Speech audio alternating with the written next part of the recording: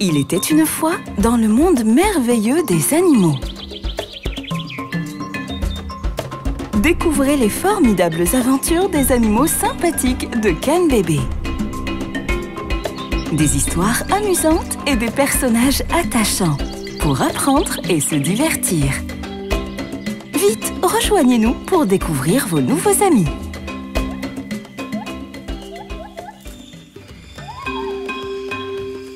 Autrefois, dans la savane africaine, vivaient en harmonie des animaux dont l'homme pensait qu'ils ne pourraient jamais cohabiter ensemble. Pourtant, dans la joie et la bonne humeur, éléphants, buffles, girafes, mais aussi hérissons et grenouilles se partageaient ensemble cette belle savane. Tous étaient amis et pouvaient compter les uns sur les autres.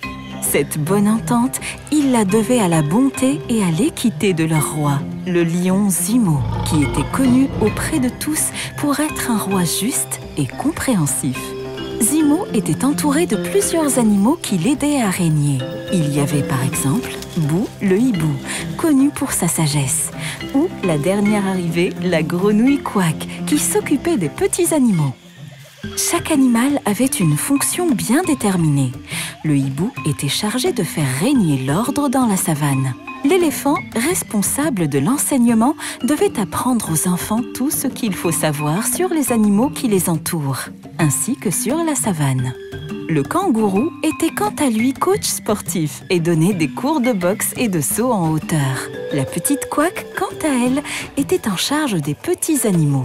Elle devait s'occuper des animaux qui n'étaient pas bien grands, comme les grenouilles, les lapins ou les hérissons, et qui pouvaient parfois avoir du mal à se faire entendre par des animaux beaucoup plus grands, comme les éléphants, les girafes ou les lions.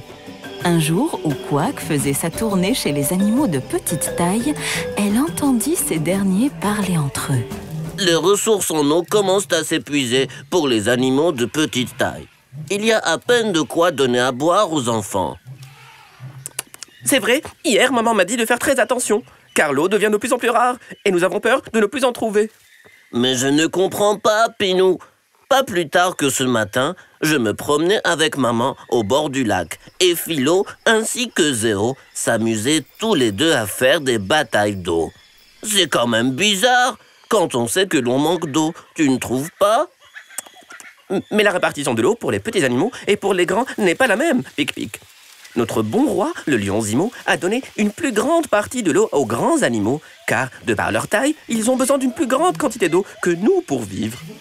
Il faut aller en parler à notre roi et lui expliquer que nous, petits animaux, commençons à manquer d'eau et que nous ne pourrons bientôt plus boire à notre soif. À ce moment-là, Quack interromput la discussion en disant « Mes amis, ne vous inquiétez pas. Je suis là pour faire entendre votre voix auprès de notre bon roi. Je vais lui expliquer que la répartition en eau doit être revue, car les petits animaux manquent cruellement d'eau. » De ce pas, la grenouille demanda audience auprès du roi pour lui expliquer la situation. Zimo, juste et accessible comme à son habitude, voulut bien la recevoir.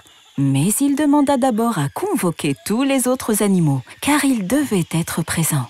Comme convenu, Quack exposa au roi le problème de l'eau dont souffraient les petits animaux. Mon roi, tu es connu pour régner en toute justice et égalité dans la savane. Je sais que tu feras le bon choix. Les petits animaux n'ont presque plus assez d'eau pour pouvoir boire à leur soif.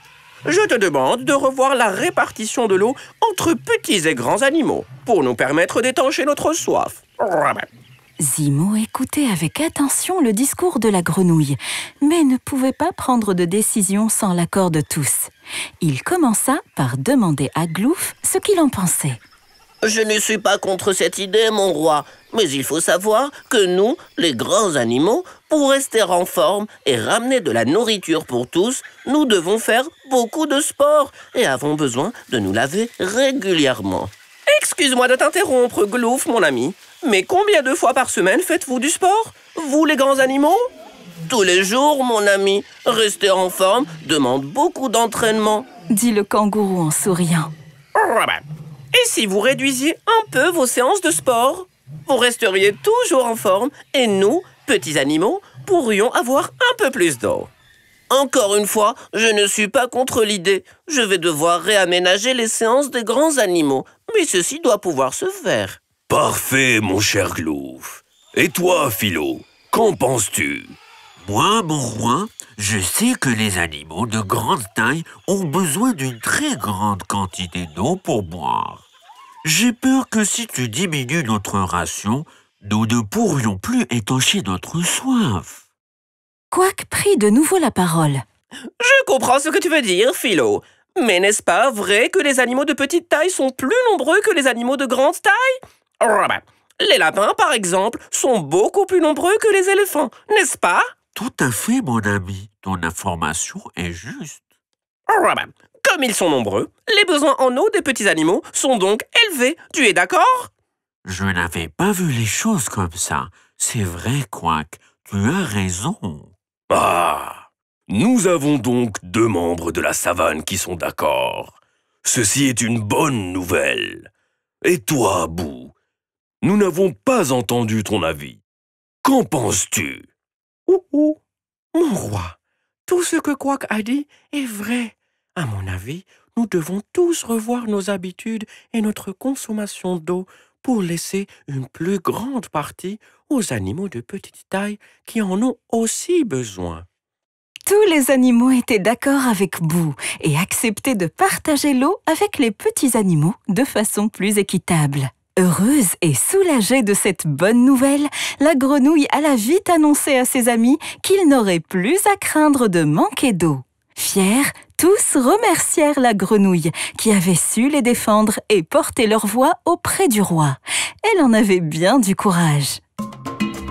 Toi qui écoutes cette histoire, sache que peu importe que tu sois grand ou petit, si tu es convaincu que ce que tu dis est juste et que tu as le courage de le défendre, tu auras toujours gain de cause.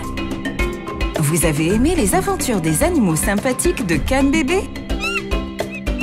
Retrouvez-nous très vite pour de nouvelles histoires, toujours aussi amusantes.